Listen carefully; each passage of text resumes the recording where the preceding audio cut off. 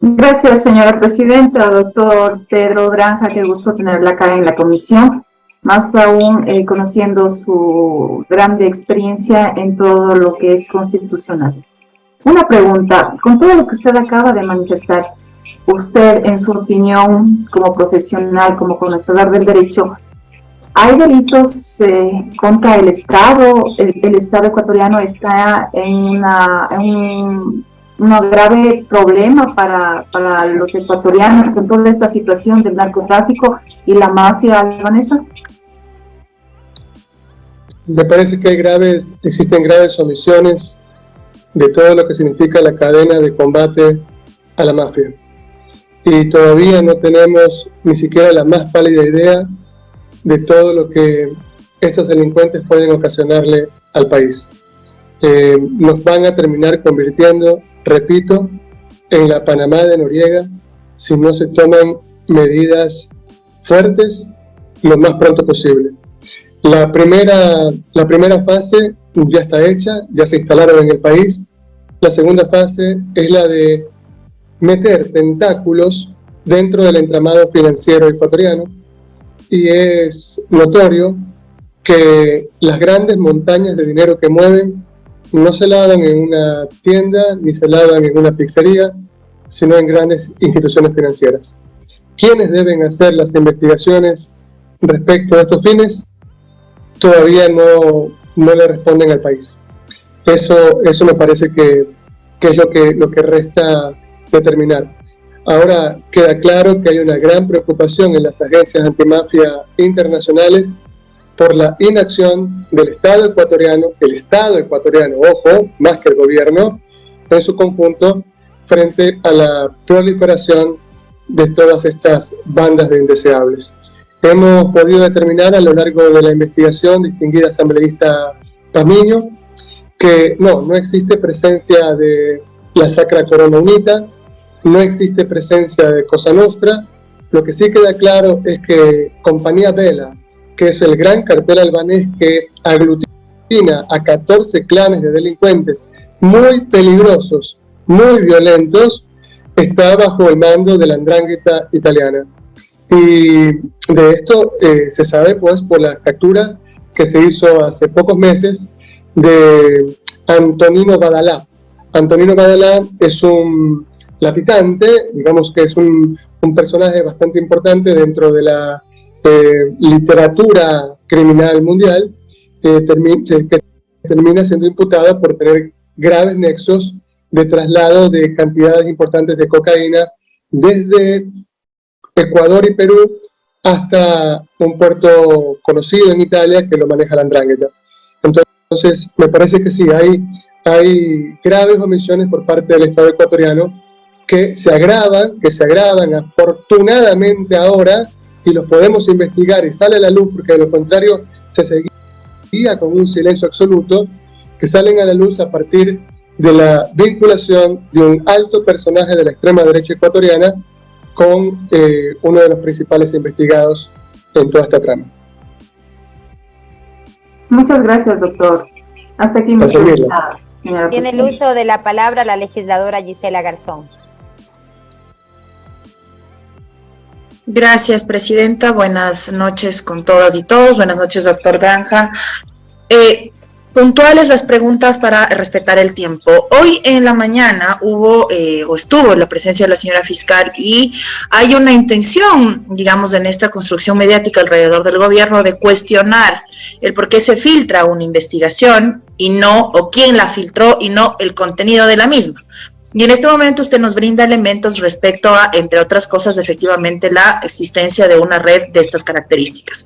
La primera pregunta es, ¿qué debería o qué características debería tener una investigación para que, con la gravedad del caso, tratándose de vínculos incluso con personas cercanas al presidente de la República, se decida archivar? ¿Tiene que haber allí presiones políticas? ¿Cómo es que algo que efectivamente se lo dice o se lo plantea como la bandera del gobierno y que incluye narcotráfico, resulta que se archiva a los 8 meses y que ahora se trata de desvirtuar? Sí, a ver, le trataré de contestar de la forma más resumida posible, distinguida asambleísta Garzón. Veamos. Me parece que estamos olvidando, por ejemplo, un solo ejemplo claro. Se detiene con 277 kilos de cocaína a Dritan Recep, conocido por Europol como el rey de las fugas. Tenía personal a su servicio trabajando dentro de los puertos de Guayaquil, son varios puertos en Guayaquil, desde donde sale cantidades y cantidades, montañas de cocaína hacia los puertos de Livorno, de Hamburgo, en Europa. Rexepi es detenido y capturado en la Operación Balcanes. Sería importante que la Fiscalía le responda algún día al país y a la comunidad internacional cómo fue que Rexepi recuperó su libertad tan rápidamente, cuando estaba siendo requerido por 3 gobiernos europeos, España, Bélgica y el gobierno italiano, porque había escapado de 3 prisiones, de una prisión de cada uno de estos países. ¿Ok? Rexepi es conocido por, entre otras cosas, haber participado en un asalto a mano armada justamente el día de la final de Champions entre el Barcelona de España y el Manchester, cuando pensó que la ciudad estaba totalmente desolada. Sin embargo, la policía estaba trabajando y lo capturó. Se escapó de la cárcel española, llegó a Ecuador y cae en el operativo Balcanes, en el que se movían toneladas de droga hacia Europa, y sin embargo fue liberado. Yo pienso que la señora fiscal general debería responderle al país, decirle a todo el Ecuador por qué razón estos ciudadanos son liberados tan fácilmente. Luego, la otra pregunta importante es que, siguiendo su misma lógica, su misma coherencia, cuando acusó por influjo psíquico a un tercero por una supuesta autoridad mediática en aparatos organizados de poder, también tendría que perseguir con la misma vara al señor presidente de la República, Guillermo Lasso. Yo, desde una posición dogmática, penal, me opongo totalmente a una barbaridad de este género. No se lo puede apoyar en ningún caso. Ni el amor ni el odio son categorías dogmáticas, pero sí nos demuestra este simple y sencillo ejemplo de cómo está politizada la justicia en el Ecuador y cómo ahí está una de las razones por las que las cosas nos van tan mal. Finalmente, Presidenta, doctor Granja, comisionados, otra de las cosas que se ha tratado de instaurar a través de los medios es que el presidente nada tiene que ver. Y sin embargo, se ha dado, digamos, o se ha explicado una estructura consolidada alrededor no solo de personas cercanas, sino familiares de él. Mi pregunta entonces es, ¿considera usted que es posible encauzarse o decantar en un enjuiciamiento político que, de acuerdo al artículo 129 de la Constitución, numerales 1 y 2, se establece conforme se deba hacer o se debería hacer el procedimiento? ¿Cree usted que esto es factible? Creo que eso excede los marcos de mi investigación, distinguida asambleísta. Creo que lo que nosotros hemos venido haciendo durante más de 2 años, en medio de toda esta vorágine de viajes y de documentos y de fotografías y de videos que hemos podido revisar y verificar, creo que sí hay conversaciones entre personas muy cercanas al régimen con personajes vinculados a actividades irregulares, fundamentalmente pertenecientes a Compañía Vela. Esto es innegable.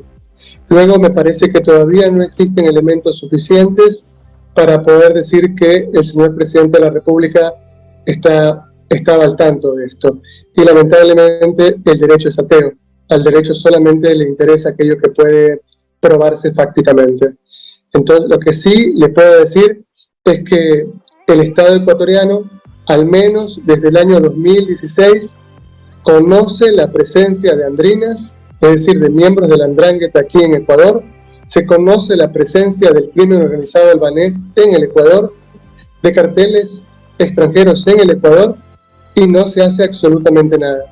Contrario a toda la narrativa que nos han pretendido imponer durante el gobierno del economista Rafael Correa. Por si acaso, yo no soy seguidor ni partidario de él, pero las evidencias que tenemos es que en cambio durante esos 10 años sí se combatió fuertemente a grandes redes del crimen organizado y se lograron grandes capturas, que durante los años de la presidencia de Lenín Moreno y de lo que va de la presidencia de Guillermo Lasso no se han hecho, no se han logrado.